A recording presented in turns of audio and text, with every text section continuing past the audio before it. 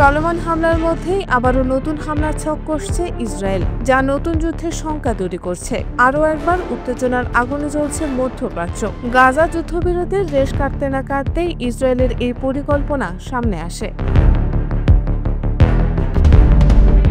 গাজার পরে এবার তাদের চোখ পশ্চিম তীরের দিকে। পশ্চিম তীর দখলে নিতে যেন মরিয়া দখলদার ইসরায়েল, যেখানে ইহুদি বসতি স্থাপনের স্বপ্ন দেখে তারা। আন্তর্জাতিক আইনকে তোয়াক্কা না করে গেল মঙ্গলবার ইসরায়েলের পার্লামেন্টে পাশ হয় পশ্চিম তীর দখলের বিল।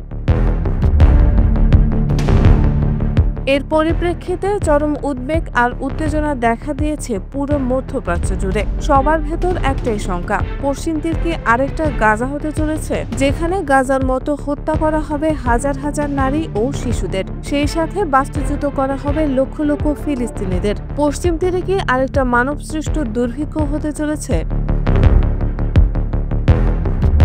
ইসরায়েল পশ্চিম তীরের জুডিয়া ও সামারিয়া অঞ্চলকে মনে করে তাদের নিজেদের ভূখণ্ড, যেখানে ইতোমধ্যে 7 লাখের বেশি ইহুদি অবৈধ বসতি গেড়েছে।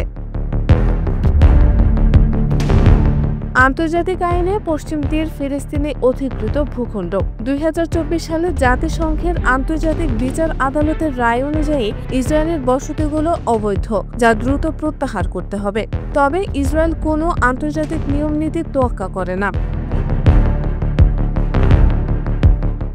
এই ঘটনায় কঠোর নিন্দা জানিয়েছে কাতার, সৌদি আরব ও জর্ডান। কাতার জানায় এটা রীতিমতো আন্তর্জাতিক আইনকে চ্যালেঞ্জ জানিয়ে ফিলিস্তিনি জনগণের অধিকার লঙ্ঘন। তবে হামাস তাদের বিবৃতিতে উল্লেখ করে এটা হলো জায়নবাদীদের চেনা চরিত্র। আমরা পশ্চিম তীরের ভূমি দখল কোনোভাবেই মেনে নেব না।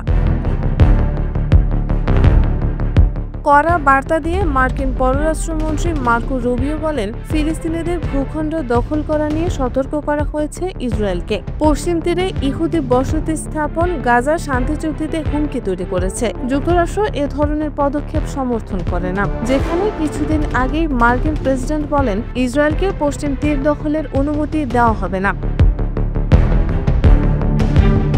বিশ্লেষকদের মতে পশ্চিম তীর দখলের অর্থ জাতিসংঘের প্রস্তাবনা অনুযায়ী ইসরায়েল ফিলিস্তিনের 2 রাষ্ট্রভিত্তিক সমাধান যাতে না আসে।